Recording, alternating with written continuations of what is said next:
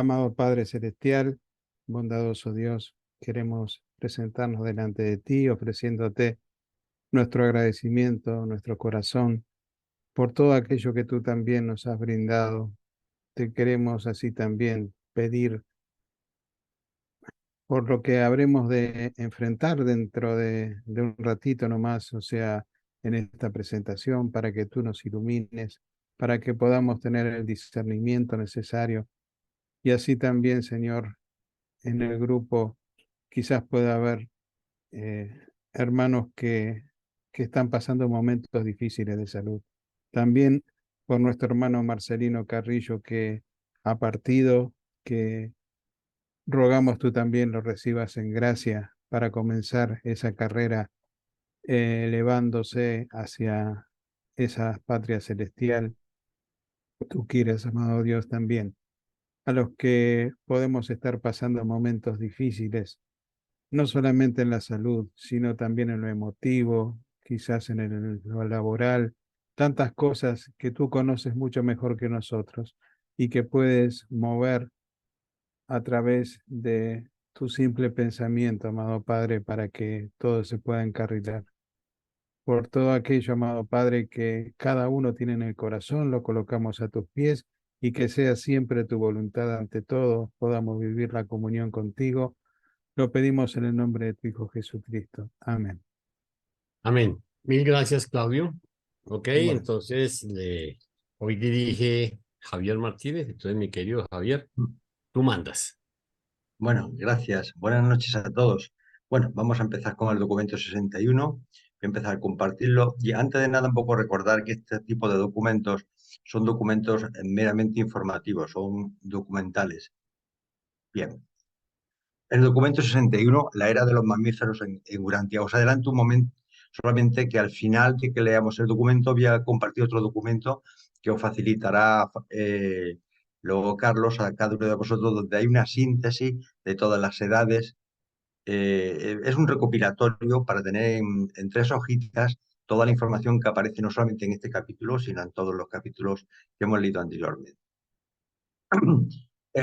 Bueno, comenzamos por la era de los mamíferos en Urantia.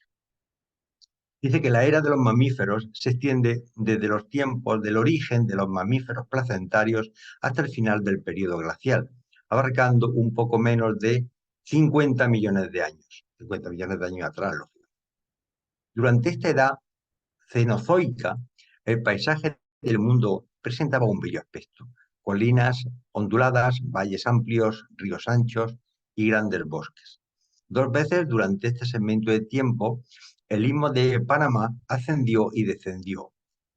3 veces el puente terrestre del estrecho de Bering hizo otro tanto. Los tipos de animales fueron muchos y variados.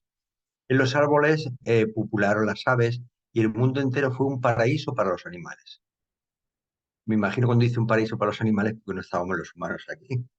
A pesar de la lucha incesante por la supremacía que libraban las especies animales en evolución. Los depósitos acumulados en los 5 periodos de esta era, la cual duró 50 millones de años, contienen las crónicas fosilizadas de las dinastías sucesivas de mamíferos hasta los tiempos de la aparición, de hecho, del hombre mismo.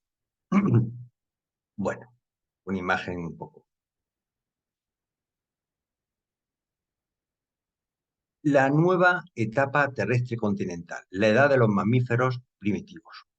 Hace 50 millones de años, las áreas terrestres del mundo se hallaban en general por encima del agua o solo un poco sumergidas. Las formaciones y depósitos de este periodo son tanto de tierra como de mar, predominando los de tierra. Durante un tiempo considerable, la tierra ascendió de manera gradual, pero simultáneamente se derrumbó bajo los niveles inferiores y hacia los mares. Bueno, realmente estas imágenes lo único que representan un poco la evolución de la Pangea inicial, que es que realmente todo el terreno de toda la Tierra estaba prácticamente unido, todo era agua, era mar, y realmente pues la Pangea fue, digamos, distribuyendo los diferentes grandes grupos de Eurasia, de América del Norte, América del Sur, África, toda la parte de Antártida, Australia, India, todo eso formaban prácticamente una unidad que, como bien sabéis, con las placas tectónicas y el movimiento de la Tierra, consiguió que se van distribuyendo, y esto es debido, lógicamente, a una función puramente física, es decir, debido a las fuerzas centrífugas, las tierras, los terrenos que son más pesados, y el agua se van distribuyendo y se van, digamos, distribuyendo de forma homogénea a lo largo de la superficie del globo terrestre. No hay ni más ni menos que eso. Nos dicen que a principios de este periodo apareció repentinamente en Norteamérica el tipo de mamífero placentario, lo cual constituyó la evolución más importante hasta este momento. Habían existido órdenes anteriores de mamíferos no placentarios, pero este tipo nuevo surgió de golpe, directa y súbitamente, del predecesor reptil ancestral, cuyos descendientes venían persistiendo a través de los tiempos, hasta la decadencia de los dinosaurios. El padre de los mamíferos placentarios fue un dinosaurio de tipo pequeño. Y al final venimos de los dinosaurios, sumamente activo, carnívoro y saltador. Los instintos básicos de los mamíferos fueron manifestándose en estos primitivos tipos de mamíferos. En cuanto a la supervivencia, los mamíferos tienen una gran ventaja sobre todas las demás formas de vida animal, ya que pueden, hay cinco cosas que desarrollamos, pueden, primeramente, el uno, procrear una cría relativamente madura y bien desarrollada. Dos, alimentar, criar y proteger su cría con atención afectuosa. Tres, emplear su capacidad cerebral superior para la perpetuación de sí mismos. Cuatro, utilizar mayor agilidad para escaparse de sus enemigos. Y finalmente la quinta, aplicar su inteligencia superior al ajuste y adaptación ambiental. Hace 45 millones de años, vamos lógicamente disminuyendo en el tiempo, las columnas montañosas continentales se elevaron en conjunto con un hundimiento muy general de las costas. La vida mamífera evolucionaba con rapidez. Floreció un tipo de reptil mamífero pequeño que ponía huevos, y los antepasados del futuro canguro vagaban por Australia. Pronto hubo pequeños caballos, rinocerontes veloces, tapires con probóscide, puercos primitivos, ardillas, lemures, zarigüeyas y varias tribus de animales similares a los monos. Todos eran pequeños y primitivos y mejor adaptados para vivir entre los bosques de las regiones montañosas. Un ave terrestre grande, parecida al avestruz, se desarrolló hasta una altura de 3 metros. Fijaros, 3 metros de altura un ave. Y ponía huevos de 23 por 33 centímetros. Estos fueron los antepasados de las futuras gigantescas aves de pasaje que eran de una inteligencia superior y que durante un tiempo transportaron seres humanos por el aire. Como bien sabéis, existieron aves que los seres humanos utilizaron como medio de transporte. Los Fandor, me parece que era el nombre que tenía. Bueno, una representación un poco. Fijaros que el tema de los Fandor es, curiosamente, los que habéis visto la película de Avatar, aparecen este tipo de aves, ¿no? Se utilizaban para transportarse las personas. Los mamíferos del periodo Cenozoico inicial vivían sobre la tierra, debajo del agua, en el aire y entre las copas de los árboles. Tenían de 1 a 11 pares de glándulas mamarias y todas eran apreciablemente peludos, en común con las órdenes que aparecían posteriormente. Desarrollaron 2 dentaduras sucesivas y contaban con cerebros grandes en proporción con el tamaño corporal. No obstante, entre todos ellos no existió ninguna forma moderna. Hace 40 millones de años, las áreas terrestres del hemisferio norte empezaron a elevarse, y esto fue seguido por nuevos depósitos extensos de tierra y por otras actividades terrestres, incluyendo erupciones de lava, deformación, formación lacustre y erosión. A finales de esta época, la de mayor parte de Europa quedó sumergida tras una ligera elevación terrestre. El continente se cubrió de lagos y bahías. El océano Ártico, a través de la depresión de los Urales, se corrió hacia el sur para comunicarse con el mar Mediterráneo, pues en estos momentos se hallaba expandido hacia el norte, quedando por encima del agua, como islas del mar. Las tierras altas de los Alpes, Cárpatos, Apeninos y Pirineos. El istmo de Panamá se elevó, los océanos Atlántico y Pacífico se separaron. Norteamérica se comunicó con Asia mediante el puente terrestre del estrecho de Bering y con Europa vía Groenlandia e Islandia. El circuito global de la Tierra en las latitudes septentrionales fue cortado únicamente por los estrechos Urales, que unieron los mares árticos con el Mediterráneo expandido. Se depositó cuantiosa caliza foraminífera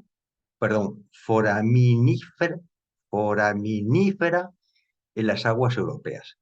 Hoy día, esta misma piedra se halla elevada a la altura de 3.000 metros sobre el nivel del mar en los Alpes, 4.800 metros en el Himalaya y 6.000 metros en el Tíbet. Los depósitos de greda de este periodo se encuentran a lo largo de las costas de África y Australia, en la costa occidental de Sudamérica y por las Antillas. A través de este periodo Eoceno, ya veréis que cada periodo tiene un nombre diferente, este es el primero de los 5, la evolución de los mamíferos y otras formas afines de vida continuó casi sin interrupciones. Norteamérica, en aquellos tiempos, se comunicaba por tierra con todos los continentes menos con Australia, y el mundo gradualmente se atestó de varios tipos de fauna mamífera primitiva. Es un texto muy lineal y prácticamente es casi un programa de los que salen por la televisión donde nos informan de las épocas anteriores del planeta. Bueno, pues si no hay nada más, Claudio, te paso la palabra. 2. La etapa reciente de las inundaciones, la edad de los mamíferos avanzados. Este periodo se caracterizó por una mayor y rápida evolución de los mamíferos placentarios, desarrollándose las formas más adelantadas de vida mamífera durante estas épocas. Si bien los primeros mamíferos placentarios descendían de antepasados carnívoros, no tardaron mucho en desarrollarse ramas herbívoras y al poco tiempo también surgieron familias de mamíferos omnívoros. Las angiospermas, la flora terrestre moderna que comprenden la mayoría de las plantas y árboles de hoy en día y que habían aparecido durante periodos anteriores, constituyeron la fuente alimenticia principal de los mamíferos que iban incrementándose con rapidez. 35 millones de años atrás comienza la edad del dominio mundial de los mamíferos placentarios. El puente terrestre austral era vasto. Volvieron a unir con Sudamérica, Sudáfrica y Australia el continente antártico, que a la sazón era enorme. A pesar del incremento terrestre en las altas latitudes, el clima global permaneció relativamente benigno, debido al gran aumento de tamaño de los mares tropicales. Tampoco se elevó la tierra suficientemente para producirse glaciares. Aconteció un extenso manar de lava en Groenlandia e Islandia, depositándose un poco de carbón entre estas capas. Bueno, acá hay una imagen de un animal placentario, o sea, que se reproducen dentro de una placenta, mejor dicho, crecen dentro de una placenta mientras madura para nacer. Estaban ocurriendo marcados cambios en la fauna del planeta. La vida marina sufría grandes modificaciones. La mayoría de los órdenes presentes de la vida marina ya existían y los foraminíferos continuaron desempeñando un papel importante Los insectos eran muy parecidos a los de la era anterior. Los lechos de fósiles Florissant de Colorado corresponden a los últimos años de estos remotos tiempos. La mayoría de las familias de los insectos vivientes se remontan a este período, pero gran parte de los que existían entonces ya se extinguieron, aunque quedan sus fósiles. Sobre la Tierra, esta fue la edad por excelencia de la renovación y expansión de los mamíferos. De los primeros mamíferos más primitivos, se extinguieron más de 100 especies antes de finalizar este periodo. Incluso perecieron poco tiempo después los mamíferos de gran tamaño y cerebro pequeño. El cerebro y la agilidad reemplazaron a las corazas y el tamaño en el progreso de la supervivencia animal. Con la decadencia de la familia de los dinosaurios, los mamíferos poco a poco asumieron el dominio de la Tierra, destruyendo con rapidez y por completo el resto de sus antepasados reptiles. Junto con la desaparición de los dinosaurios, se dieron otros grandes cambios en las distintas ramas de la familia sauria. Los miembros supervivientes de las primeras familias de reptiles son las tortugas, serpientes y cocodrilos. A la vera de la venerable rana, que constituye el único representante de un grupo que queda de los primeros antepasados del hombre. Varios grupos de mamíferos tuvieron su origen en un animal único, hoy día extinto. Esta criatura carnívora venía a ser un cruce entre gato y foca. Podía vivir en medio terrestre o acuático y era sumamente inteligente y muy activa. En Europa, el predecesor de la familia canina evolucionó dando origen al cabo de poco tiempo a muchas especies de perros pequeños. Alrededor del mismo tiempo aparecieron los roedores, incluyendo los castores, ardillas terrestres, ratones y conejos, y poco tiempo después llegaron a ser una notable forma de vida, habiendo cambiado muy poco esta familia desde entonces. Los depósitos últimos de este periodo contienen los restos fósiles de perros, gatos, mapaches y comadrejas en su forma atávica. O sea, atávica significa, digamos, lo más antiguo de lo que sería la raza, ¿no? De dónde descienden. Hace 30 millones de años empezaron a aparecer por primera vez los tipos modernos de mamíferos. Antiguamente, los mamíferos habían vivido en gran parte en los montes, siendo del tipo montaraz. Repentinamente empezó la evolución del tipo de la llanura, un ungulado. Las especies que pasen en contraste con las carnívoras de garras. El ungulado significa que tiene pezuñas. Las que parecían descendieron de un predecesor indistinto con 5 dedos en las patas y 44 dientes, el cual apareció antes del final de la edad. La evolución de los dedos no progresó más allá de la etapa de 3 dedos durante este periodo. El caballo, un destacado ejemplar de la evolución, vivió durante estos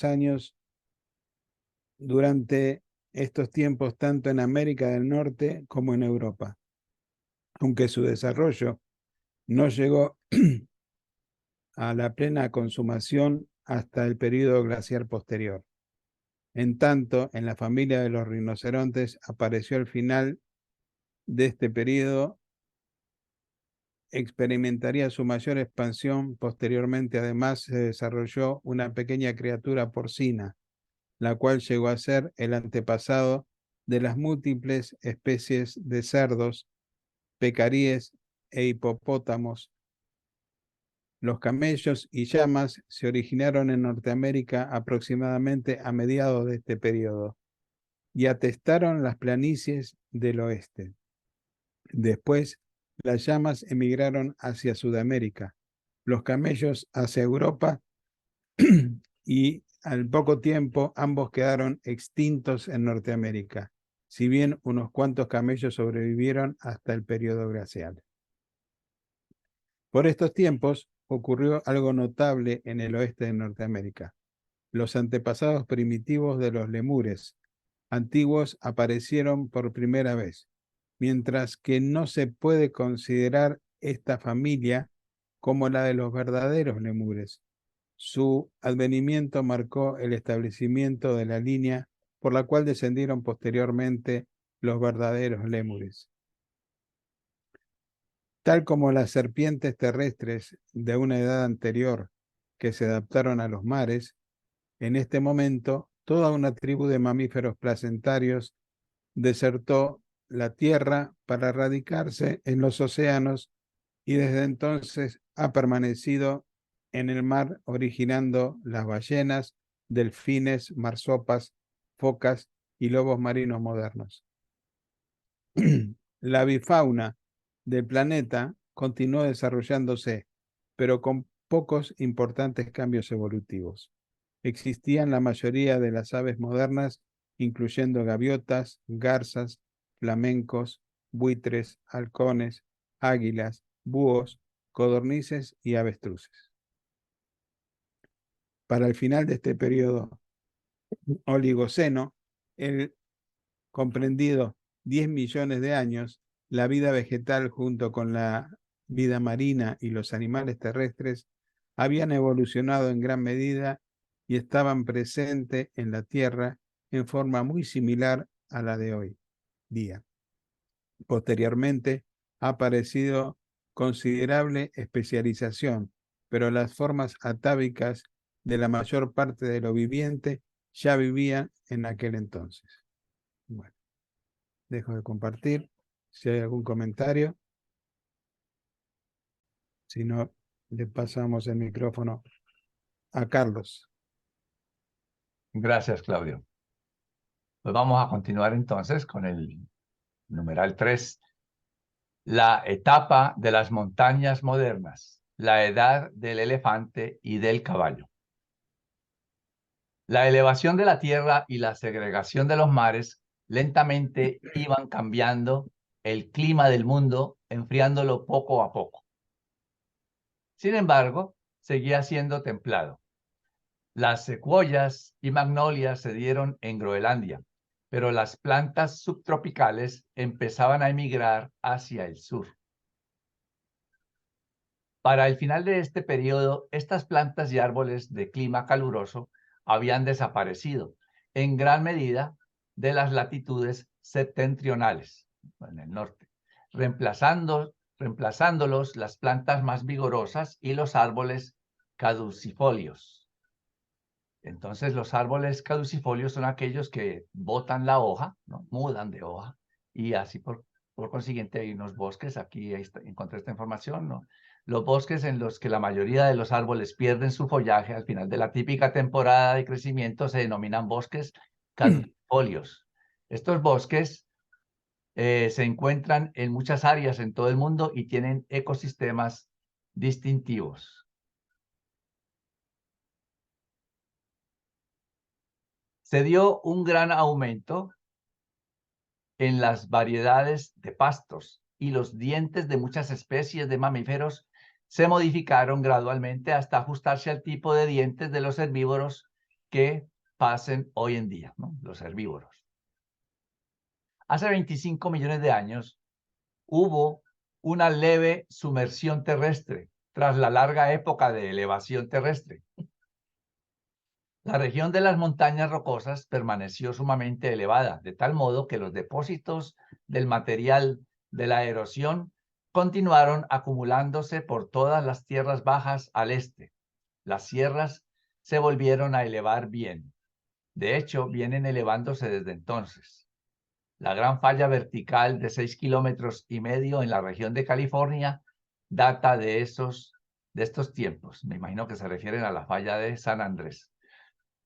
Hace 20 millones de años fue en efecto la edad de oro de los mamíferos. El puente terrestre del estrecho de Bering se elevó y muchos grupos de animales emigraron a Norteamérica desde Asia, incluyendo los mastodontes de 4 colmillos, los rinocerontes de patas cortas y muchas variedades de la familia felina. Apareció el primer ciervo y en poco tiempo Norteamérica se colmó de rumiantes, ciervos, bueyes, camellos, bisontes y varias especies de rinocerontes. Pero los cerdos gigantescos, que medían casi 2 metros, se extinguieron. Los descomunales elefantes de este y subsiguiente periodos disponían de un cerebro grande, además de un cuerpo grande, y no tardaron en invadir el mundo entero, con la excepción de Australia. Por primera vez dominó el mundo un animal enorme con un cerebro suficientemente grande para permitirle sobrevivir. Frente a las especies de vida de estos tiempos, que eran sumamente inteligentes, ningún animal del tamaño de un elefante podría haber sobrevivido, a no ser que tuviera un cerebro de tamaño mayor y de calidad superior. En cuanto a inteligencia y adaptación, solo el caballo se le puede comparar y solo el hombre le supera. Aún así, de las 50 especies de elefantes que existen al principio de este periodo, solo han sobrevivido 2 de ellas. Hace 15 millones de años, las regiones montañosas de Eurasia se estaban elevando y hubo cierta actividad volcánica por todas estas regiones, pero nada que se pudiera comparar con las erupciones de lava del hemisferio occidental. Estas condiciones inestables prevalecieron por el mundo entero. El estrecho de Gibraltar se cerró y España se unió con África por el viejo puente terrestre. El Mediterráneo, sin embargo, desembocaba en el Atlántico a través de un canal angosto que se extendía a través de Francia, asomando los picos de las montañas y tierras altas por encima de este mar antiguo a manera de islas. Posteriormente, estos mares europeos comenzaron a retirarse. Aún más tarde, el Mediterráneo se unió con el Océano Índico, mientras que al final de este periodo, la región de Suez se elevó de tal forma que el Mediterráneo se convirtió durante un tiempo en un mar interior de agua salada. Se sumergió el puente terrestre de Islandia. Las aguas árticas se mezclaron con las del Océano Atlántico. El litoral atlántico de Norteamérica se enfrió a un paso acelerado, pero el litoral del Pacífico siguió más caluroso que hoy día. Las grandes corrientes oceánicas estuvieron funcionando y afectaron al clima de manera muy parecida a como lo hacen hoy día. Continuó evolucionando la vida mamífera. Enormes manadas de caballos se juntaron con los camellos en las planicies del oeste de Norteamérica. Esta fue en verdad la edad de los caballos, así como de los elefantes. El cerebro del caballo sigue en calidad animal al del elefante, pero en un aspecto es indudablemente inferior, pues el caballo nunca se sobrepuso del todo a la propensión profundamente arraigada de huir ante lo que le asusta. El caballo carece del dominio emocional del elefante, mientras que el elefante tiene la franca desventaja del tamaño y la falta de agilidad. Durante este periodo evolucionó un animal que era algo parecido tanto al elefante como al caballo. Pero poco tiempo después lo aniquiló la familia felina, que velozmente iba aumentando. A medida que Urantia va entrando en la llamada edad sin caballos, conviene hacer una pausa para reflexionar sobre lo que este animal significó para vuestros antepasados. En un principio, el hombre se valió del caballo para alimentarse, luego para transportarse y a continuación para fines agrícolas y bélicos. El caballo desde hace mucho tiempo viene sirviendo a la humanidad y viene desempeñando un papel importante en el desarrollo de la civilización humana. Las evoluciones biológicas de este periodo contribuyeron mucho a preparar el terreno para la aparición subsiguiente del hombre. En Asia Central evolucionaron los verdaderos tipos primitivos, tanto del mono como del gorila, teniendo los dos un predecesor común ya extinto. Pero ninguna de estas especies está emparentada con la línea de los seres vivientes que posteriormente habían de convertirse en los antepasados de la raza humana. La familia canina fue representada por varios grupos, tales como los lobos y zorros. La tribu felina por las panteras y tigres de dientes de sable, los últimos evolucionando por primera vez en Norteamérica. Las familias felinas y caninas modernas se incrementaron numéricamente por el mundo entero. Las comadrejas, martas, nutrias y mapaches prosperaron dándose por todas las latitudes septentrionales. Las aves continuaron evolucionando, aunque acontecieron pocos cambios marcados. Los reptiles fueron similares a los tipos modernos: serpientes, cocodrilos y tortugas. De este modo, se cerró un periodo muy pletórico e interesante de la historia del mundo. Esta edad del elefante y del caballo se conoce como el periodo Mioceno. Supongo que no hay preguntas ni comentarios, como ha sido costumbre en los últimos numerales. Pero, Bueno, yo, Carlos, como estoy ahora, sí me gustaría hacer un pequeño comentario. claro, Y adelante. es una reflexión que me he hecho algunas veces cuando he leído estos pasajes. Toda la vida animal y vegetal es un proceso evolutivo. Es decir, cuando ha habido mucho oxígeno, las plantas serán muy grandes, los árboles serán muy grandes. Cuando realmente se empieza a producir más anhídrido carbónico, más CO2, cada vez las plantas son más pequeñas. Y todo el mundo animal, pues hay especies que desaparecen y otras aparecen. Todo eso lleva un proceso evolutivo, es decir, es como una cadena, incluso una cadena alimenticia. Entonces, aquí hay un punto de reflexión que tendríamos que tener en cuenta, porque la ciencia actual está intentando resucitar viejas especies que ya pues, desaparecieron con el tiempo, como los mamuts y como no sé, dinosaurios, a través de la información genética, a través del ADN, intentar reproducirlo y meterlo nuevamente en nuestro mundo. Entonces, yo creo que en algún momento esos temas habrá que sopesarlos, porque lógicamente estos animales también vienen asociados con darle vida a viejas bacterias y virus que actualmente están extintos y que podían plantearse un gran problema para la evolución del ser humano y de las especies actuales. Es una reflexión nada más que quiero hacer, nada más. Nada más. Gracias, gracias, Javier. Sí, adelante, Mónica. Tengo una duda. ¿A qué se refiere que nos acercamos a una era sin caballo?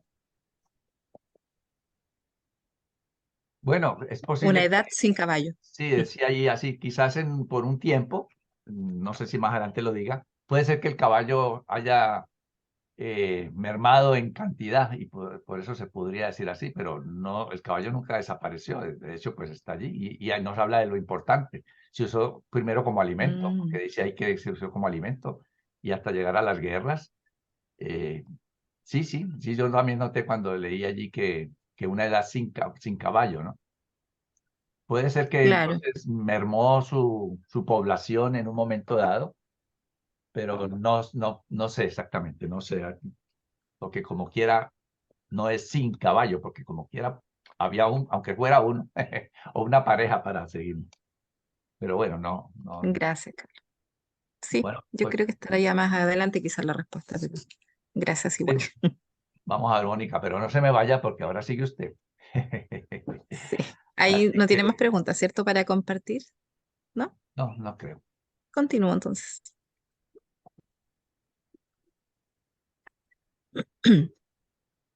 4. La etapa reciente de la elevación continental, la última gran emigración de los mamíferos. Este es el periodo de la elevación terrestre preglacial en Norteamérica, Europa y Asia. La topografía de la Tierra se alteró en gran medida. Nacieron cordilleras, cambiaron de curso corrientes y surgieron de golpe volcanes aislados a todo lo largo y ancho del mundo.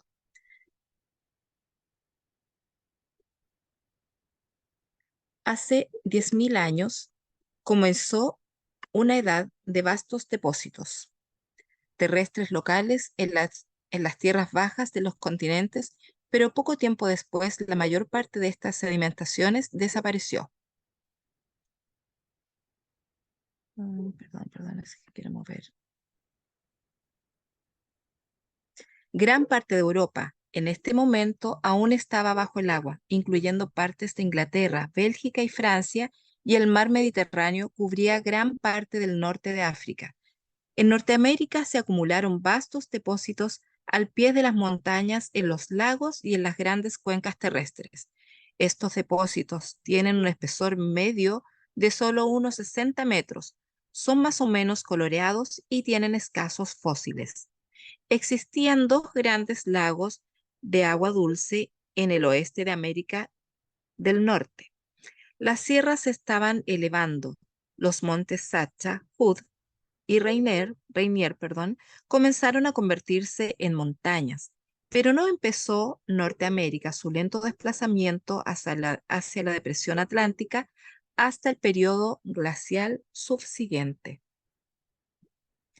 Durante un corto tiempo, toda la tierra del mundo se volvió a unir salvo Australia y aconteció la última gran migración mundial de animales. Norteamérica estaba unida tanto con Sudamérica como con Asia, y hubo un libre intercambio de fauna. En Asia se introdujeron en Norteamérica los perezosos, armadillos, antílopes y osos, en tanto que en Norteamérica los camellos se fueron para la China. Los rinocerontes emigraron por el mundo entero excepto Australia y Sudamérica. Se extinguieron, sin embargo, en el hemisferio occidental al cierre de este periodo. En general, las especies de vida del periodo precedente continuaron evolucionando y propagándose. La familia felina dominaba la vida animal y la vida marina casi se paralizó. Gran parte de los caballos aún tenían 3 dedos, pero iban llegando los tipos modernos. Las llamas y camellos, similares a las jirafas, se entremezclaban con los caballos en los pastizales de las llanuras. La jirafa apareció en África, con un cuello tan largo entonces como el de hoy. En Sudamérica evolucionaron los perezosos, armadillos, osos hormigueros y el tipo sudamericano de mono primitivo. Antes de que se aislaran finalmente los continentes, aquellos imponentes animales, los mastodontes, emigraron a todas partes con excepción de Australia. Hace 5.000 años, 5 millones. 5.000 años, hace 5 millones de años, evolucionó el caballo a como es presentemente y desde Norteamérica emigró hacia el mundo entero, pero el caballo ya se había extinguido en su continente originario, mucho antes de que llegara el hombre rojo. Quizás ahí está la respuesta a lo que yo estaba preguntando. El clima se iba enfriando de manera paulatina. Las plantas terrestres se iban desplazando hacia el sur a paso lento. En un principio, el crecimiento frío del norte paró las migraciones animales por los istmos boreales. Posteriormente, estos puentes terrestres norteamericanos descendieron. Poco tiempo después, se sumergió finalmente el nexo terrestre entre África y Sudamérica, y el hemisferio occidental quedó aislado en forma muy parecida a como lo es hoy en día. Desde este momento en adelante, distintos tipos de vida empezaron a desarrollarse en los hemisferios oriental y occidental. Así pues, llega este periodo a su cierre tras haber durado casi 10.000 millones de años y aún no ha aparecido el predecesor del hombre. Esta es la era que se suele designar como el periodo Plioceno. Los invito a hacer sus comentarios o preguntas. Si no hay ninguna pregunta, yo me gustaría hacer otro comentario. Vamos a Perfecto. ver. Fijaros que muchas personas actualmente se preguntan que muchos maremotos, terremotos, volcanes. Hay muchas desgracias físicas que muchas veces le echamos la culpa a Dios. de todo lo que está aconteciendo. Y no nos damos cuenta de que nuestro planeta, Urantia, es un planeta que está vivo, que está en un proceso de evolución, de estabilización. Hay muchos controladores físicos y controladores energéticos que están controlando el funcionamiento no solamente de nuestro planeta, sino de todo nuestro sistema solar, que como bien sabéis se llama Matia. Todo el ajuste, ese proceso de ajuste, exige millones de años hasta que se estabiliza y consecuentemente vamos a tener que sufrir las inevitabilidades de la existencia material. Y entonces tenemos que asumir que esto no es obra de Dios en el sentido de que nos castiga, sino que forma parte de un proceso creativo y de estabilización de nuestro planeta y de todo el sistema solar. Porque muchas veces se nos olvida, que ya lo hemos leído en anteriores documentos, de que hay un montón de controladores físicos y energéticos que están controlando todo el sistema, buscando la estabilización de la armonía de todo el sistema. Y seguramente eso va a continuar durante muchísimo tiempo. Recordar que hace menos de 30.000 años el Sahara, que actualmente es un desierto, era una zona que estaba inundada, incluso se han encontrado muchísimos fósiles de ballenas. Incluso está lleno de trilobites y de un montón de ancestros animales que ahí han quedado en las osamentas, ¿no?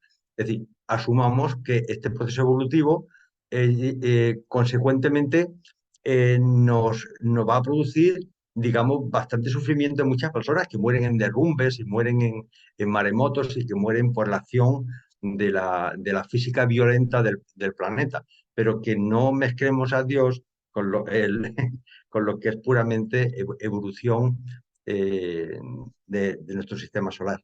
Nada más, quería hacer solamente esa reflexión. Muy buena reflexión, Javier, tienes toda la razón. Estoy de acuerdo contigo y vamos a dar la palabra a Ramón.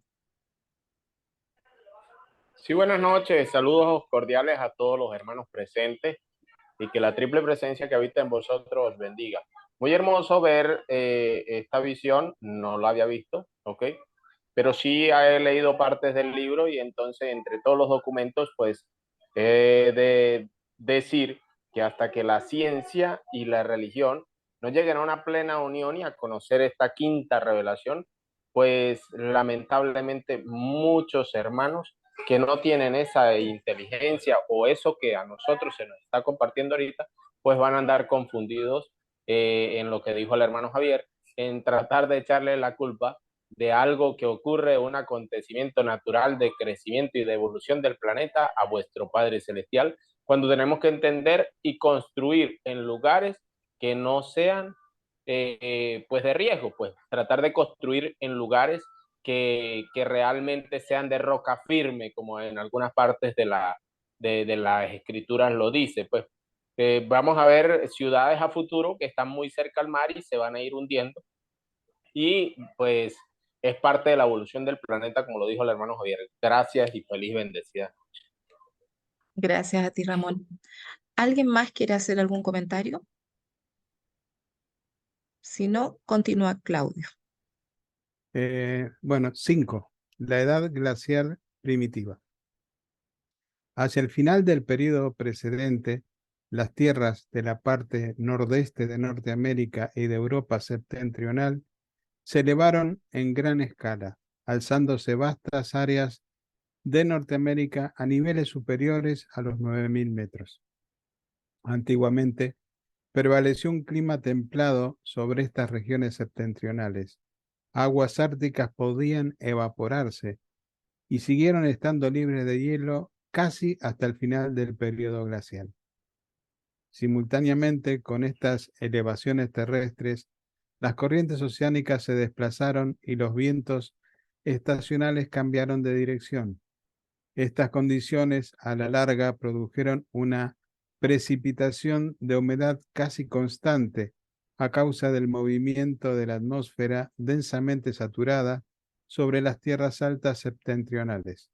Empezó a caer nieve sobre estas regiones elevadas y por lo tanto frías, y continuó cayendo hasta alcanzar una profundidad de 6.000 metros.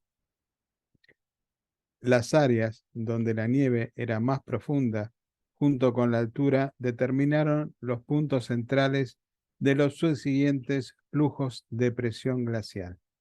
El periodo glacial perduró hasta tanto continuó esta excesiva precipitación, cubriendo las tierras altas del norte con este enorme manto de nieve, que al poco tiempo se transformó en hielo macizo, pero ambulante. Las grandes capas de hielo de este periodo estaban ubicadas sobre las tierras altas, no en las regiones montañosas donde se encuentran hoy día. La mitad del hielo glacial estaba en Norteamérica, un cuarto en Eurasia y un en otras partes. Principalmente a África le afectó poco el hielo, pero Australia sí estuvo casi totalmente cubierta con el manto del hielo antártico.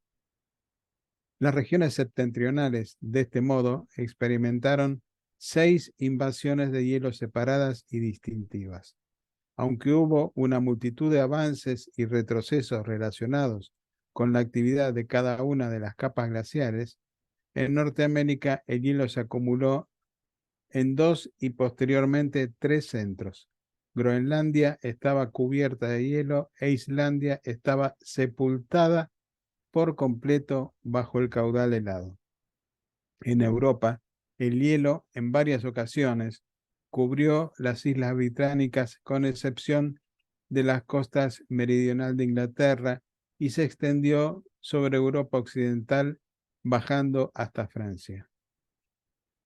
Hace 2 millones de años, el primer glaciar norteamericano comenzó su avance hacia el sur.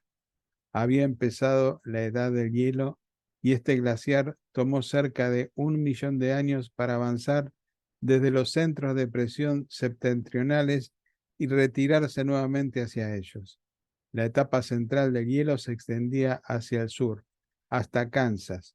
Los centros glaciales de este y oeste en este momento no eran tan extensos. Calculemos que Kansas está a una tercera parte de lo que es la extensión de Estados Unidos, o sea, para darnos cuenta del tamaño, ¿no? de lo que eran estos glaciares. Hace 1.500.000 años, el primer gran glaciar se retiró hacia el norte. Entre tanto, enormes cantidades de nieve habían caído sobre Groenlandia y la parte nordeste de Norteamérica. Y al poco tiempo, esta masa oriental de hielo empezó a deslizarse hacia el sur. Esta constituyó la segunda invasión glacial. Estas 2 primeras invasiones de hielo no fueron extensas en Eurasia.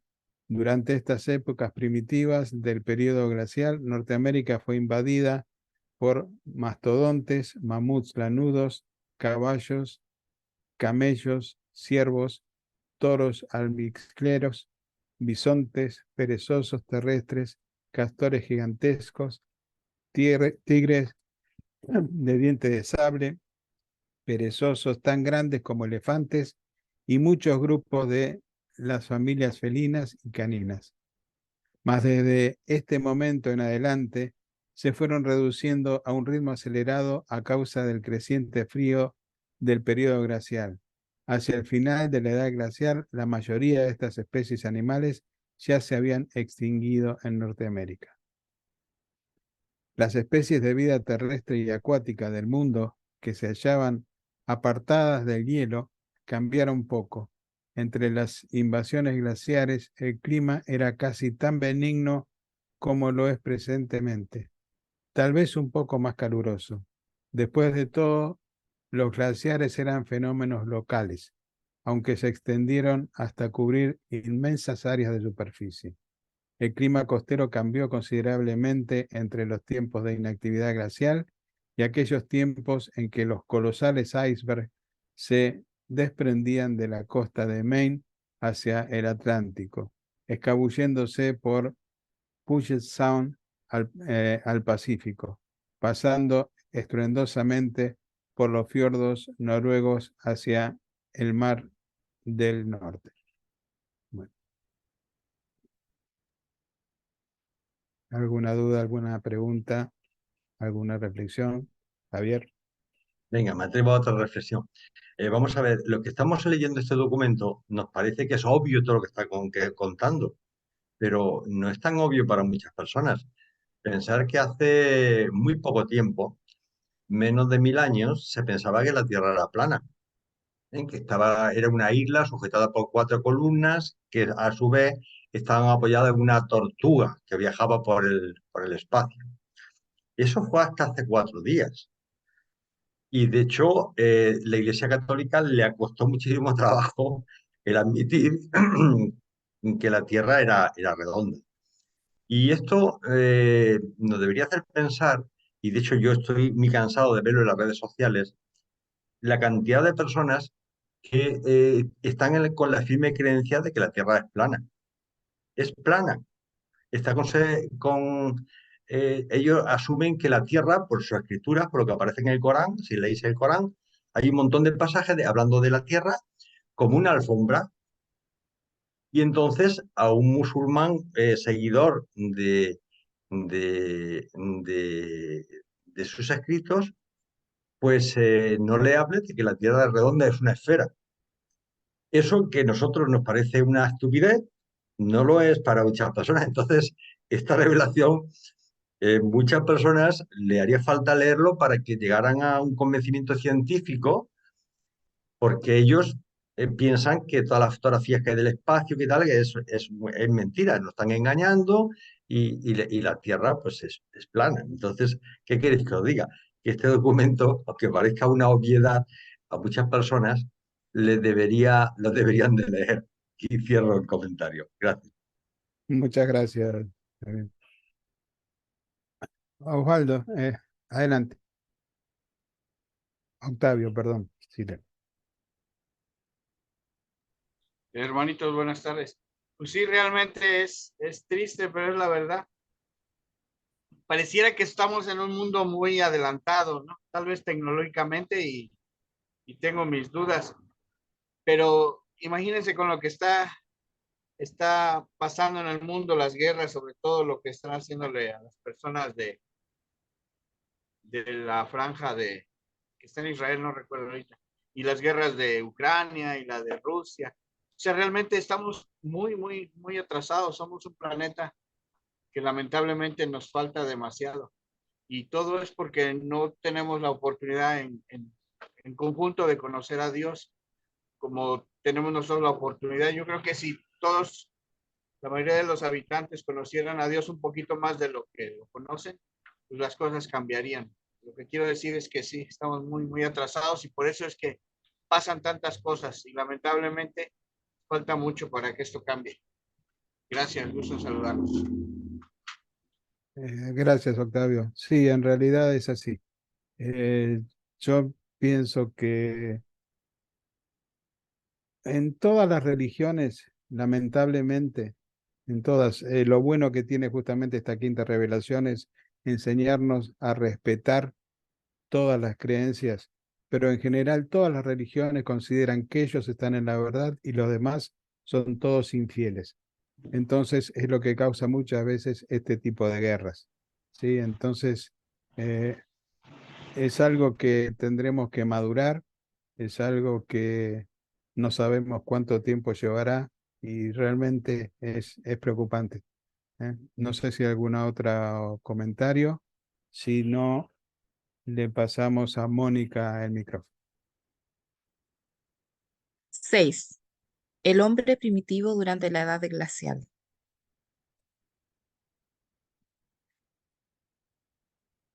El gran acontecimiento de este periodo glacial fue la evolución del hombre primitivo, un poco hacia el oeste de la India, sobre la tierra que presentemente está sumergida y entremezclados con la cría de animales emigrados al Asia, descendientes de los tipos norteamericanos de lémures, aparecieron repentinamente los mamíferos protohumanos.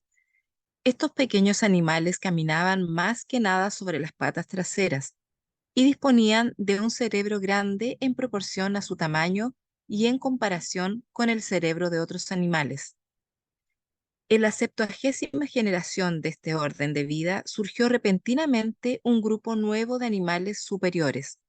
Estos mamíferos intermedios nuevos, que casi doblaban el tamaño de sus predecesores y contaban con una capacidad cerebral proporcionalmente aumentada, acababan de establecerse bien cuando aparecieron repentinamente los primates. La tercera mutación vital. Al mismo tiempo, una evolución retrógrada dentro de la raza de los mamíferos intermedios dio origen a la descendencia símica, y desde aquel día hasta la fecha, la rama humana ha avanzado por evolución progresiva, en tanto que las tribus símicas se han estancado o de hecho han retrocedido. Hace 1 millón de años, Urantia fue registrada en calidad de mundo habitado, una mutación dentro de la raza de los primates, la cual iba progresando, produjo repentinamente 2 seres humanos primitivos, los auténticos antepasados de la humanidad. Este suceso coincidió aproximadamente con el comienzo del tercer avance glacial. Así pues, es evidente que vuestros primeros antepasados nacieron y se procrearon en un medio ambiente estimulante, vigorizante y difícil, y los únicos supervivientes de estos aborígenes urantianos, los esquimales, incluso hoy día prefieren habitar en los gélidos climas septentrionales. No se encontraban seres humanos en el hemisferio occidental hasta cerca del final de la edad glacial, mas durante las épocas interglaciales pasaron hacia el oeste por las márgenes del Mediterráneo y al cabo de poco tiempo invadieron el continente de Europa. En las grutas de Europa occidental se pueden encontrar huesos humanos mezclados con los restos de animales árticos y tropicales, atestiguando que el hombre vivió en estas regiones a través de todas las épocas posteriores de los glaciales en avance y retroceso.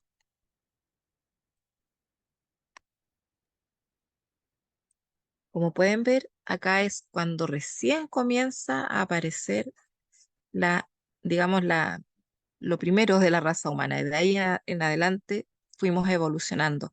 ¿Alguien tiene alguna pregunta, algún comentario o una reflexión? Damos la palabra a Valdemar. Saludos a todos. Miren, yo creo que el punto está aquí porque dice que Urantia fue registrada en calidad de mundo habitado cuando se reconoce la aparición de los primeros seres humanos, que en este caso es Andón y Fonda. Sí había vida en el planeta, pues ya repasamos todas las etapas, desde la vida marina, terrestre, pero no se reconoce hasta que no tenga esa característica. Creo que más adelante el libro explica eso de que cuando Andón y Fonda toman una decisión moral, a partir de ahí se considera como mundo habitado. Anteriormente, aunque había vida, no se considera técnicamente como un mundo habitado, un planeta. Esa es la opinión que tengo muy particular. ¿Sí? Gracias, Valdemar. Continuamos con Siller.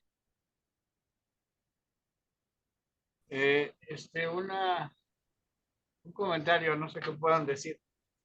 En nuestro planeta, de alguna manera, se hubiera podido dar los 3 tipos de vida, creo que los 4, ¿no? Porque hay voladores evolucionarios, hay seres evolucionarios voladores, hay seres acuáticos evolucionarios, nosotros somos terrestres y creo que hay unos que están abajo de la Tierra. ¿Habrá esferas donde existan 2 o 3 seres o siempre va a haber una? Mi pregunta es, si aquí se hubiera dado el caso, ¿hubieran permitido ese tipo de seres evolucionarios o simplemente dejan solo uno? Y si en este caso en la Tierra, no sé, aquí en Urantia se dio la primera como terrestre, se dejó así, pero si hubiera ganado, no sé, los voladores, si hubieran quedado los voladores y no estuviéramos nosotros aquí. No sé qué piensan. Gracias. Difícil No sé, la pregunta, porque me encantaría imaginar cómo es la vida en los otros planetas, pero Javier nos va a iluminar. Gracias, gracias, Mónica, hermosa. Vamos a ver, Siler. Yo creo, y esto es una apreciación personal, de que en cada planeta solamente permanece un tipo de vida inteligente y nada más. En el momento que esa vida, que ya tiene esas capacidades cognitivas y es capaz un poco de alguna forma empezar a vislumbrar la existencia de fantasmas, la existencia de una vida al otro lado o de la trascendencia, yo creo que ya no se, digamos, de hecho los implantadores de vida, en el momento que surge la vida y tiene un ajustado del pensamiento, automáticamente dejan de influir ya en el individuo, es decir, ya lo dejan a su libre albedrío, es decir, ya no interfieren nada más. Y por supuesto, si no interfieren, la tesis es que no van a fomentar otro tipo de vida, porque sería además muy problemático. Tú imagínate seres inteligentes con capacidad de trascendencia, unos que fueran voladores y otros que no. Vamos, yo creo que se destruían entre ellos. Yo creo que eso los reveladores lo que nos dicen es que hay planetas que debido a su singularidad, su atmósfera, su diámetro, su presión, su composición química, pues la vida ha evolucionado de una forma o de otra. Pueden evolucionar, como nosotros a nivel terrestre, pueden ser respiradores, que nosotros somos respiradores, pero pueden ser no respiradores, pueden ser seres voladores, incluso seres acuáticos, incluso hablan de seres eléctricos, que no sabemos ni a qué se refieren, algún tipo de vida, basado Dios sabe qué, a lo mejor no en el carbono, sino en el silicio o en cualquier otro componente que mantenga ese Es planeta. que, Luego, hermanito, pero es que aquí en Urantia encaja cualquiera. Por eso era mi bueno, comentario. cualquiera no encaja, no creas. Si metes a un Voladores sí, acuáticos también, sí, pero podíamos, sí, terrestres nosotros. como poder convivir, seguramente sí, pero no nos hablan, en el libro Durante que yo recuerde, no nos hablan de ningún planeta, por lo menos no nos hacen referencia a que haya planetas donde subsistan especies diferentes. Aquí sí es verdad que hay especies diferentes, estamos los hombres y las mujeres, perdonadme el chiste. Pero lo que te quiero decir es que nada más. Yo no creo que alguien viniera un ser volador de otro sitio. Podría ser, pero a lo mejor llega aquí y puede volar, pero aquí se asfixia con el nivel de oxígeno que hay o de anhídrido carbónico, porque está acostumbrado a respirar más sulfuro, no sé, o algún tipo de metano. Es decir, que el mantener las especies son como procesos de evolución. Fíjate, los seres voladores dice que son en planetas donde hay poca gravedad. ¿Mm? Y el aire es muy denso, entonces permite incluso estar todo el día volando, ni siquiera toman, están todo el día volando. Entonces, esos seres, y con esa densidad de aire y de presión, y de seguramente no sé, en metano o es otro tipo de material, de gas, pues seguramente aquí se moriría asfixiado. Es una elucubración, pero en el libro de Urantia no apunta en ningún momento a que pudiese haber esferas donde cohabitaran seres humanos, por decirlo de alguna forma, pero con diferente base. Que ¿Puedo uno leerle fueran... algo, hermanito? Sí, sí, por favor. Sí, porque por eso también se me ocurrió, perdonen mis ideas, a veces siento que pienso de más, pero bueno, porque dice, mira, Está bien. en el documento 30 dice, las personalidades y las entidades distintas a las personales que actualmente funcionan en el paraíso y en el gran universo constituyen un número casi ilimitado de seres vivientes. No es posible formular clasificaciones completas y enteramente uniformes de las personalidades del gran universo, porque no todos los grupos son revelados. Se requerirían numerosos documentos adicionales para cubrir la revelación ulterior necesaria para clasificar sistemáticamente todos los grupos. O sea, aquí te deja abierto, ¿no? De que puede haber Pero, muchas. pero ahí se está refiriendo a otra cosa. Se está refiriendo que en el universo central y en el gran universo hay infinidad de personalidades muy diferentes. De hecho, nos nombran algunas y siempre nos dicen que hay un montón de órdenes que no son reveladas. Hay seres incluso de tipo maquinal, hay un montón de especies y de seres que no nos podemos ni imaginar cómo van a ser. Pero eso es porque hay una gran variedad de mundos y de subsistemas, pero eso no tiene que ver nada con el hecho de que una esfera, una única esfera, pudieran convivir especies diferentes. Es verdad que el libro Urantia nos dice que hay mundos, hay sistemas solares donde en el nuestro solamente hay un planeta, el nuestro, donde hay vida, aunque dice que hay 3 planetas con posibilidad de vivir, pero solamente hay uno con vida. Y nos dicen que hay más otros planetas, menos, mucho menos, que hay incluso 2 planetas que giran alrededor de un sol, que también tienen vida. Incluso hay hasta hay 1, 2, que hay hasta 4 planetas que giran sobre ese mismo sol. Pero de ahí a pensar que en un planeta como el nuestro puedan convivir diferentes especies catalogados como potencialmente hijos de Dios, ya es estimular un poco la imaginación. Es mi punto de vista, es mi punto de vista parcial, ¿eh? Gracias, hermano. Gracias. Gracias, Javier. Vamos a escuchar a Luis Villamizar. Adelante, Luis. Sí, mi intervención es por la pregunta que hicieron al principio, pero con lo que estaba diciendo Javier ahora, imagínate si no nos entendemos nada más por el color de la piel o por la religión que tenga cada uno, imagínate si volaran, unos tuvieran escamas, unos respiraran abajo del agua. Bueno, o sea, estoy de acuerdo con Javier, es muy difícil. Pero la pregunta que hicieron al principio, si estos humanos se referían a Noé y Fontan, definitivamente no. En el próximo documento, que es el 62, vamos a hablar precisamente de las razas protohumanas, o sea, las razas que todavía ni siquiera están Don y Fontan por ahí. Son las razas que provinieron de los lemures, que es de donde realmente venimos nosotros. De los lemures salieron, unos se fueron por los simios, por los monos y eso, y otra rama salimos los humanos. Pero todavía en ese documento que vamos a ver, ni siquiera Don y Fontan aparecen. Apenas van a aparecer los seres que empiezan a tener algunos rudimentos, pero a Don y Fontan todavía le falta mucho tiempo. Nada más para aclarar que estos no son Andón.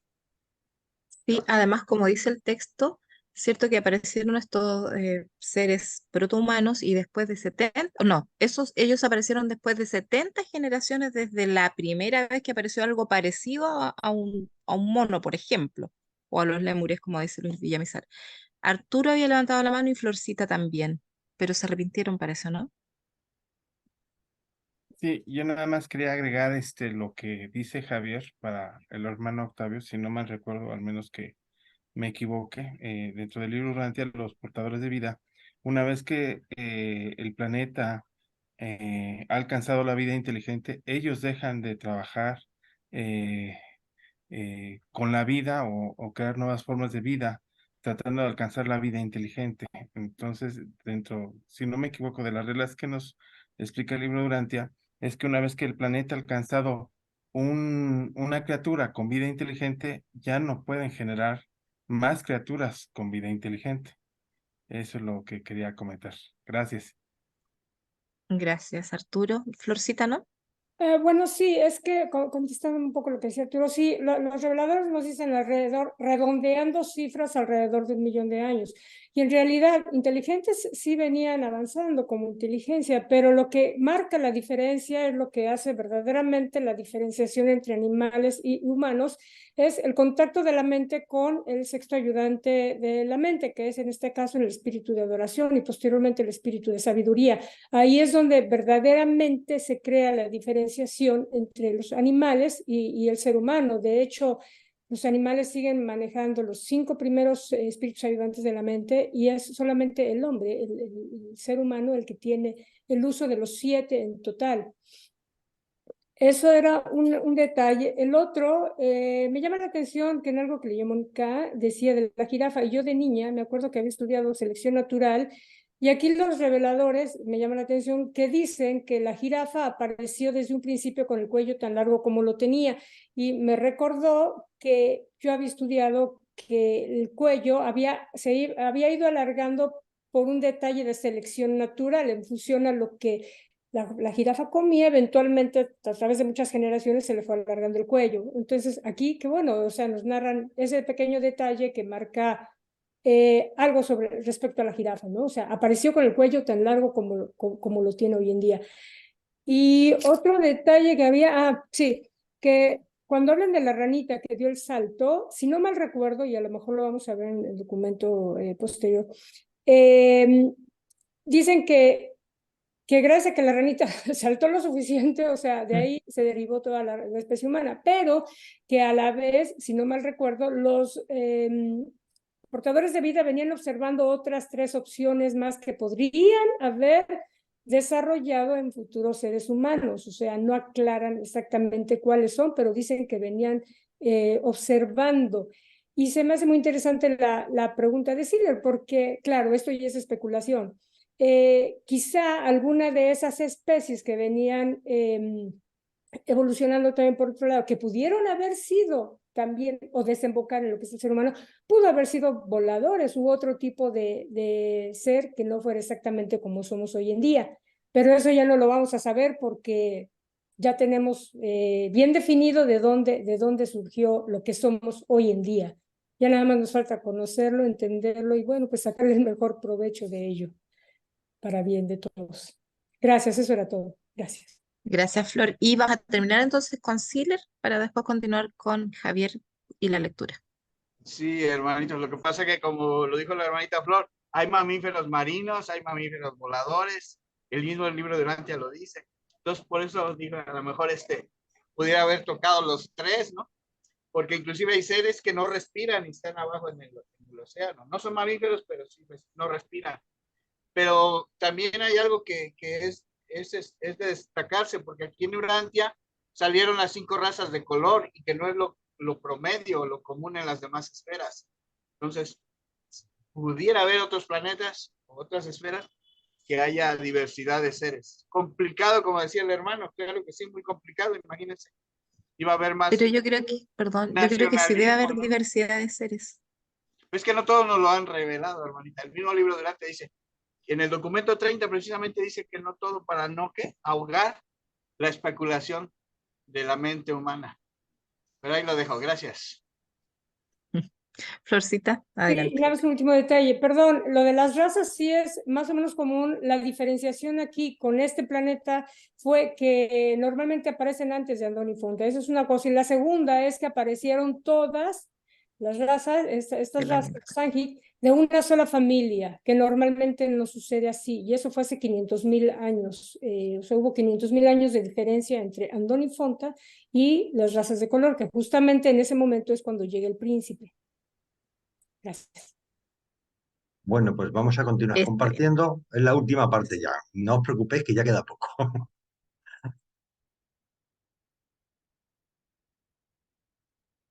Bien, el punto 7.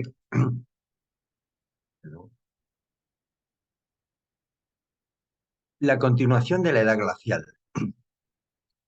Dice, a través del periodo glacial existían otras actividades, pero la acción del hielo eclipsa todos los demás fenómenos en las latitudes septentrionales. Ninguna otra actividad terrestre deja semejantes huellas en la topografía. Los peñones distintivos y hendiduras superficiales, tales como pozas u hoyos redondos, lagos, piedras desplazadas, rocas trituradas o polvo rocoso, no existen en relación con ningún otro fenómeno de la naturaleza. Las protuberancias suaves u ondulaciones de la superficie, que vienen a ser colinas alargadas de morrena, también son frutos del hielo. El glacial, a medida que avanza, desplaza los ríos y cambia la faz de la Tierra. Tan solo los glaciales dejan en su estela esos amontonamientos tan reveladores. Las morrenas subglaciales laterales y terminales. Estos amontonamientos, sobre todo las morrenas subglaciales, se extienden en Norteamérica desde el litoral oriental hacia el norte y oeste y también se los encuentra en Europa y Siberia. Hace 750.000 años, la cuarta capa glacial, resultado de la unión de los campos de hielo central y oriental de Norteamérica, estaba encaminada hacia el sur. En su momento de máximo avance alcanzó el sur de Illinois, desplazando el río Mississippi 80 kilómetros al oeste. Y en el este llegó a extenderse hasta latitudes tan meridionales como las del río Ohio y Pensilvania central. En Asia, la capa de hielo siberiano invadió hasta su máximo punto meridional, mientras que en Europa el hielo en pleno avance se detuvo justamente antes de la barrera montañosa de los Alpes. Hace 500.000 años, durante el quinto avance del hielo, un nuevo acontecimiento aceleró el curso de la evolución humana. Repentinamente y en una sola generación se originaron por mutación de la raza humana aborigen las 6 razas de color. Esta fecha tiene doble importancia, ya que también marca el advenimiento del príncipe planetario. Esto precisamente es lo que nos ha hecho referencia anteriormente Flor. En Norteamérica, el quinto glacial en avance consistió en una invasión combinada de los 3 centros de hielo. El lóbulo oriental, sin embargo, se extendió tan solo una corta distancia por debajo del valle de San Lorenzo, mientras que la capa de hielo del oeste progresó muy poco en su avance hacia el sur. Pero el lóbulo central se expandió hacia el sur hasta cubrir la mayor parte del estado de Iowa. En Europa, esta invasión del hielo no fue tan amplia como la anterior. Hace 250.000 años comenzó el séptimo y último helamiento. Recuerdo que hemos tenido 6 glaciaciones. Y a pesar de que las tierras altas del norte habían empezado a hundirse un poco, este fue el periodo de mayor depósito de nieve sobre las capas de hielo septentrionales. En esta invasión de las 3 grandes capas de hielo se fusionaron en una sola vasta masa de hielo y todas las montañas del oeste tomaron parte en esta actividad glacial. Esta fue la mayor de todas las invasiones del hielo en Norteamérica. El hielo se desplazó hacia el sur a más de 2.400 kilómetros de sus centros de presión y América del Norte sufrió sus temperaturas más bajas. Hace 200.000 años, durante el avance del último glacial, aconteció un episodio que mucho tuvo que ver con la marcha de los sucesos en Urantia, la rebelión de Lucifer. Hace 105, como de este tema vamos a hablar largo, ni siquiera vamos a hacer comentario. Hace 150.000 años, el sexto y último glacial alcanzó sus puntos extremos de extensión meridional. La capa de hielo occidental cruzó apenas la frontera con Canadá. La central llegó hasta Kansas, Missouri e Illinois, y la capa del este avanzó hacia el sur y cubrió la mayor parte de Pensilvania y Ohio. Este es el glacial que lanzó las múltiples lenguas o lóbulos de hielo que tallaron los lagos grandes y pequeños de los tiempos presentes. Durante su retroceso produjo el sistema norteamericano de los Grandes Lagos. Los geólogos de Urantia, muy acertadamente, han deducido las distintas etapas de este desarrollo y han colegido correctamente que estas extensiones de agua en distintos momentos desembocaron primeramente en el valle del Mississippi, luego hacia el este en el valle de Houston y finalmente por una senda septentrional en el de San Lorenzo. Hace 37.000 años que el sistema unido de los Grandes Lagos empezó a desembocar en el océano por la ruta presente del Niágara. Hace 100.000 años, durante el retroceso del último glacial, fueron formándose las vastas capas polares de hielo y el centro de acumulación de hielo se desplazó considerablemente hacia el norte. Y hasta tanto continúen estando cubiertas de hielo las grandes regiones polares, difícilmente podrá darse otra edad glacial, aunque haya futuras elevaciones terrestres o modificaciones de las corrientes oceánicas. El avance de este último glacial llevó 100.000 años y se requirió igual plazo de tiempo para llevar a término el retroceso hacia el norte. Las regiones templadas llevaban un poco más de 50.000 años libres de hielo. El riguroso periodo glacial aniquiló muchas especies y alteró radicalmente muchas otras. Muchas especies fueron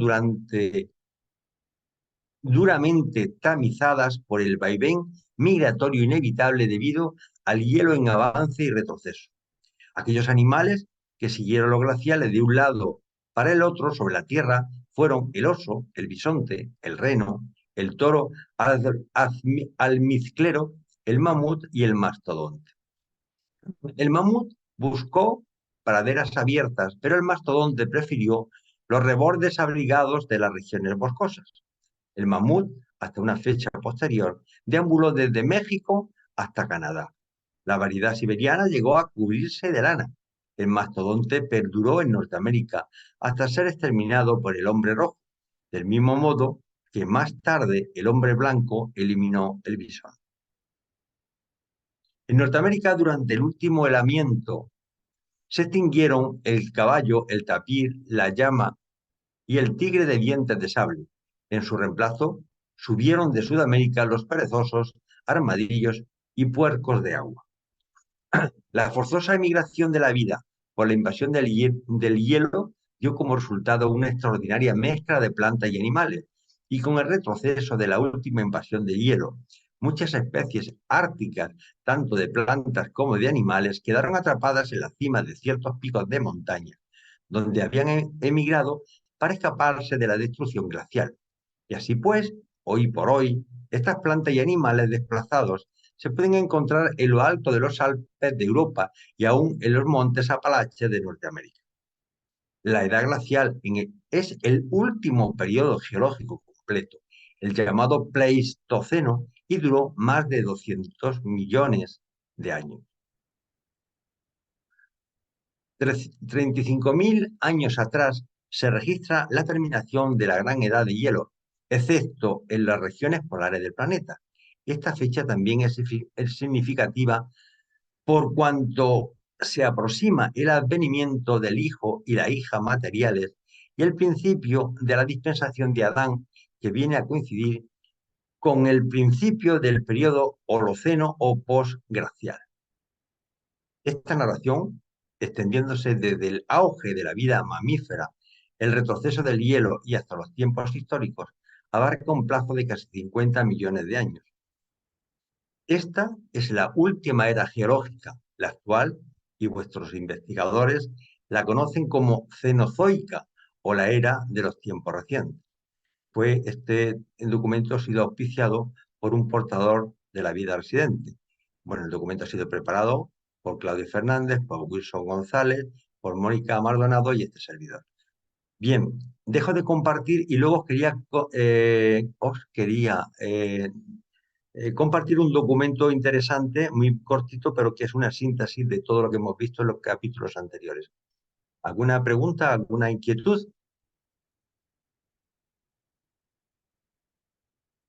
Bueno, pues si no hay más, como estamos bien de hora, 1 hora y media, voy a compartir un documento. Este documento voy a compartir un documento que extraje de la web de Urantia España, de la Asociación de Urantia España. Es un documento que me pareció muy apropiado. Son solamente 3 hojitas, pero es una síntesis. Carlos os lo va a enviar juntamente con el PDF del documento del documento 61. Lo voy a comentar por encima para que veáis un poco la estructura del documento. No lo voy a leer las 3 páginas porque además son muy densas, pero quiero que conozcáis la metodología que se ha utilizado para que a la hora, si queréis trabajar o profundizar sobre el tema, os sea fácil. Voy a compartirlo en un momento. Bien, no sé si se ve. ¿Se ve ya? Bueno, vamos a ver, son 3 hojitas, 3 hojitas y, a ver, 3 hojitas, la voy a pasar así rápidamente. Mira, son 3 hojitas nada más. Bien, esto es una síntesis. Quiero explicaros un poco cómo está. Aquí aparece todo lo que nos cuenta el libro de Urantia, pero de una forma un poco en 3 hojitas. Es como un índice, como una síntesis. Mirad, la primera línea, en la parte de arriba, a la izquierda está lo que es la era o periodo, luego está la duración de esa era, luego en la fecha donde comienza, bueno, la fecha no, el tiempo que hace que comenzó y en qué época acabó, el nombre que se le da y la edad, y luego las características por las cuales se rigió esa época. Por ejemplo, la era arqueozoica. Bueno, pues esta era comenzó hace 1.000 millones de años y finalizó hace 550 millones de años. y tuvo una duración de 450 millones de años, ¿de acuerdo? ¿Y quién fueron los que trabajaron en esa época? Pues se llama una era anterior a la vida y fueron los portadores de vida los que lo... Entonces aquí a la izquierda te ponen las características. Pues llegan los portadores de vida de Jerusalén, estudio del tipo de vida en un planeta decimal y la base de cloruro sódico. La siguiente, la protozoica, pues bueno, tiene una duración de 150 millones de años. Comenzó hace 550 millones de años y acabó hace 400 millones de años. Esta es el árbol de la vida, ¿eh? Es una época de implantación. ¿Y qué es lo que ocurrió? Pues fue la implantación de vida vegetal marina, hubo 3 modelos originales idénticos y 3 regiones, y aparecieron 3 regiones, occidental, central y oriental, y así sucesivamente. Luego está por ejemplo, esto es el paleozoica. Pues bueno, la paleozoica aquí, pues ya veis una duración de 250 millones de años, comenzó hace 400 millones de años y acabó hace 150 millones de años. Es la denominada vida marina, ¿de acuerdo? Y así vais hacia abajo, y luego al final, pues está la que hemos visto, el Eoceno, que era una de las que hemos empezado a hablar y que hemos estado leyendo hoy. Pues bueno, él duró 50 millones de años, comenzó hace 50 millones de años y hasta el cero, hasta la época actual, ¿vale? La época de los mamíferos. Y ahí está, pues, las diferentes épocas, el Eoceno, el Oligoceno, el Mioceno y el Plioceno. Luego están las glaciaciones, la primera y segunda glaciación, la tercera a la sexta glaciación, y finalmente está el Holoceno, que comenzó hace 35.000 años hasta la actual, que es la que le llaman la edad postglacial. Y aquí, bueno, pues aquí a la derecha, pues veis que aparece, de todas las anteriores, pues aparece qué tipo de animales han ido apareciendo en las diferentes épocas. Pues en el Oligoceno, porque aparecen los reptiles, sobreviven las tortugas, serpientes, cocodrilos, las aves, las gaviotas, garzas, flamencos, etcétera, y etcétera. Te deja de compartir. Este documento os lo va a proporcionar Carlos y es una síntesis no solamente de lo que hemos leído esta noche, para vosotros esta tarde, sino lo que hemos leído anteriormente, para que tengáis en 3 hojitas, digamos, un índice ordenado en el tiempo de las diferentes épocas, con su denominación, el periodo de tiempo y a la derecha del todo lo que, digamos, las características que identifican esa era. ¿Alguna preguntita? Valdemar. Bueno, antes que nada, felicidades a los expositores y excelente trabajo. Y nada más un comentario para no meternos ahorita a ver cosas más adelante, que el libro nada más nos está dando algún punto de referencia de otros eventos que se van a explicar en el mismo libro más adelante, como estamos hablando de la venida del príncipe planetario, de Adán y Eva, etcétera. Eso se va a ampliar desde todo lo que es Andoni Fonta, todos los documentos posteriores, para no meternos ahorita en ver cosas que se van realmente a ver con detalle en próximos documentos. Muchas gracias y felicidades. Gracias, Valdemar. Efectivamente, como tú bien has dicho, aquí solamente hace como un pequeño, digamos, apunte nada más. Todos esos temas del príncipe planetario, lo de Andón y Fonta, pues se va a hablar en capítulos y capítulos sobre ese tema, con muchísima profundidad, ¿eh? Realmente es una llamada de atención nada más, pero no tiene un poco para que situemos esos grandes acontecimientos que a nosotros nos han afectado tanto dentro de esas etapas cronológicas que nos ha relatado los reveladores. Pues, Claudio, te paso la palabra y se la pasas tú ya al jefe para que vaya cerrando el kiosco. Bueno, no, mi duda es la siguiente, ¿no? O sea, cuando se habla de mundos habitados,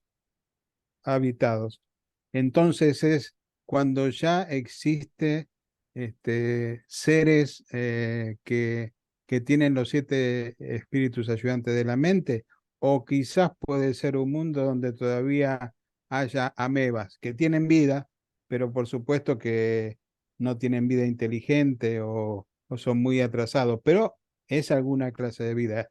Yo pensaba al principio que ya eso era un mundo habitado, ¿no? O sea, o quizás con animales más antiguos.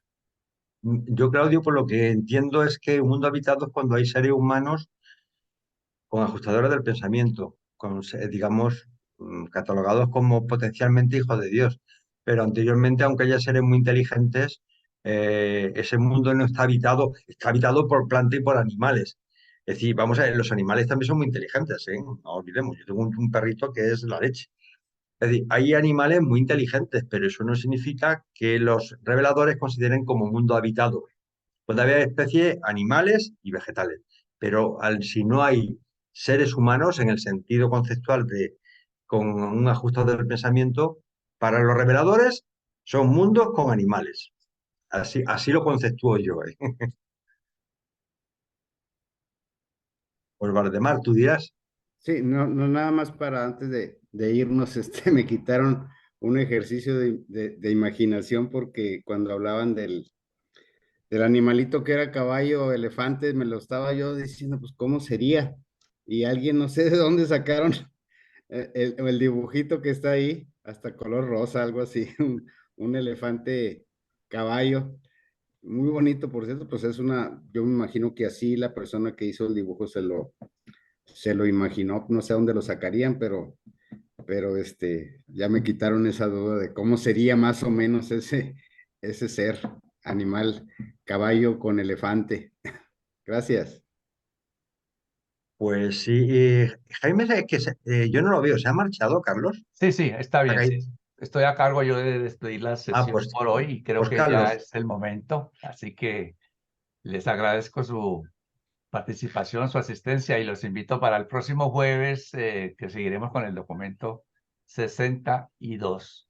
Y bueno, una feliz noche y hasta luego. Que estén bien. buenas noches, hasta luego a Buenas todos. noches a todos. Hasta luego.